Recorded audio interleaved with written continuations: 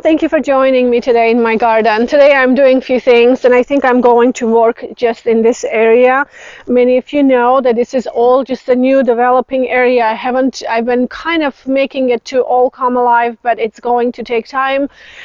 Some things are starting to take place. You can see the peonies and clematis, but we still have lots of constructive work to do here.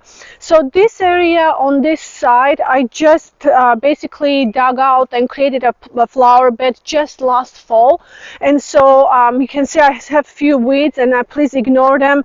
I need to go ahead and still remove all the weeds and cover, but I really wanted to wait, get all my planting done before I would start really bringing entire thing to the finish. And so today I have few things that have to go there. That's what I'm going to do, and I wanted to show you what I have.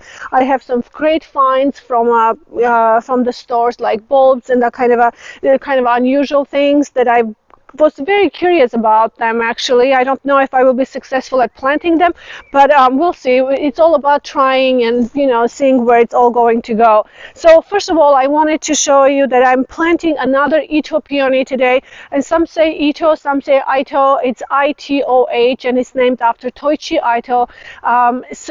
He's a Japanese botanist. I think he's the one who came up with the crossing process from Japanese tree peony to herbaceous peony to come up in the middle, where it's very strong peony with kind of woody, more look like tree peonies, but they're very cold hardy. They're actually really strong peonies. They're a little expensive, but they're worthwhile getting because you have a beautiful flowers of the tree peony like flowers, yet they are also very cold hardy, and you also don't need to stake them. They also what is great about Ito peonies are they have a longer flowering period, which is really nice. They don't just open all at one time, and so they kind of take their time, keep opening, a little longer period of time. And so this particular intersectional peony that I have, which I wanted to find for a long time, I'm very excited. I found really good price. They're usually kind of expensive. You have to always shop around, especially in the springtime. This one I purchased from Farmer Gracie, and in fact I was very surprised to see the quality. It was, quality of this peony is amazing. I think I'm going to order more from there just because they sent me, it was great packaged, and you can see it's quite of a large root. It's not very small where you have to wait for years, but you can see it has eyes already coming out, large, very healthy peony root, which I'm really excited to plant. And so this one, anyway, long story, but this one called Lollipop is very interesting. It's a kind of a yellow like Barcella, but it has in certain places randomly has a very deep purple streaks, and so sometimes they come from in different areas. The strikes are appear in different areas, and then some strikes happen in different areas, and so it's kind of very unpredictable colors in unpredictable ways. It's a very interesting. We will pop the picture. You can take a look at them. I can't say enough about them. So anyway, I had one in the Colorado garden. It was very small when we moved, so I'm really excited to get hold of another one, which today I'm going to plant one right here. Also, I have hybrid tea rose here that I'm going to plant. It's a yellow, and it's called Arnatsu Autumn, I think. But anyway, this is just a really nice yellow hybrid tea rose, which I love hybrid teas. They're my favorite. So I think I'm going to plant maybe right here. and a couple of other things that I have. I need to put my glasses on for this ones. So these are kind of new for me, which I'm really excited to show you. I did see them in the garden centers. I have two there. Okay, so they're called Nvart. So these guys have lily-like flowers. They're about 45 centimeters tall, I think. About 50 centimeters tall.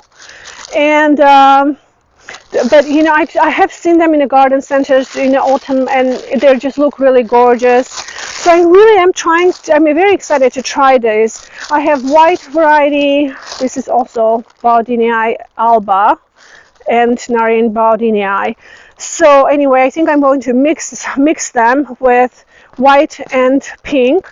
Now these guys really don't like wet feet, so you have to make sure they have a drainage, what I was reading about them. And as far as I understand, their bulbs have to almost sit on top. They cannot be very deep planted, just because they don't like water too much, so they need to be drained well. So they almost have to, like, the points should be almost out of the soil. So, and they're growing already, you can see in a bag. So I'm excited to go ahead, and this is a new plant for me. I'm very excited about this. Another one that I'm going to plant today is bicolor. Right here, they have kind of a tropical leaves. It goes about 60 centimeters high, so they're not super tall. So I'm going to plant, I think there's 2 bulbs in each one.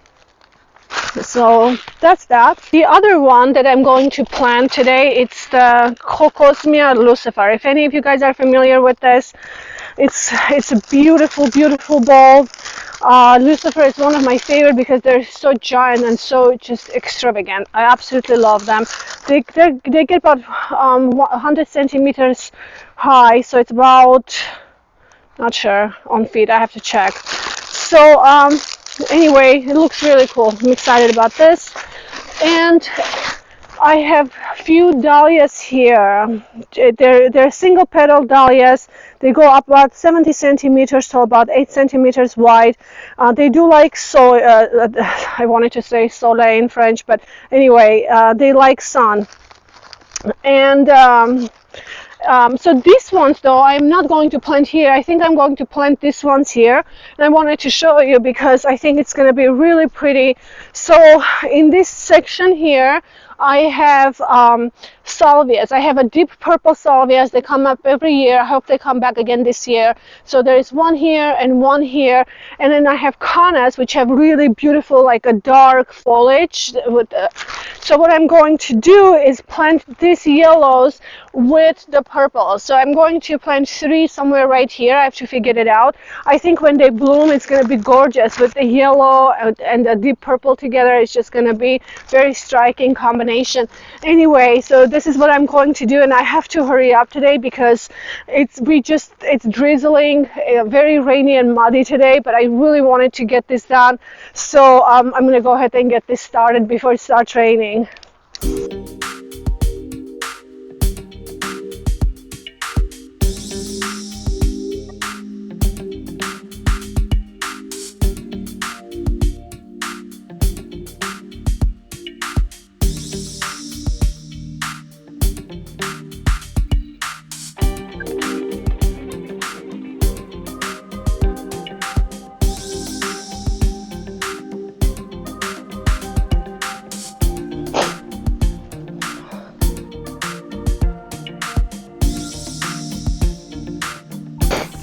Okay guys, so I'm finished planting for today. I got all 3 dahlias done here, planted here. One right here, one in the center, and then one on the side in the middle right here. So I think this will bring really nice bright color with the purple here. It will look really good when it planted. And you can see everything is really, really wet. I need to I really probably don't need to water it, but I need to go ahead at least sprinkle some for the soil to settle, especially for the rose and the peony. And for the peony, I just wanted to say really quickly that I forgot to mention, for the intersectional peonies and for herbaceous peonies, in a warmer climate, you do not need to plant them deep. They actually will not do well when you plant them deep. For the tree peonies, you have to plant them very deep, but the rest not at all. So anyway, I hope you guys like this video. It's really crazy rainy weather today, so I need to get out of this mud. But you have a wonderful week, and I will see you in my next video. Bye bye.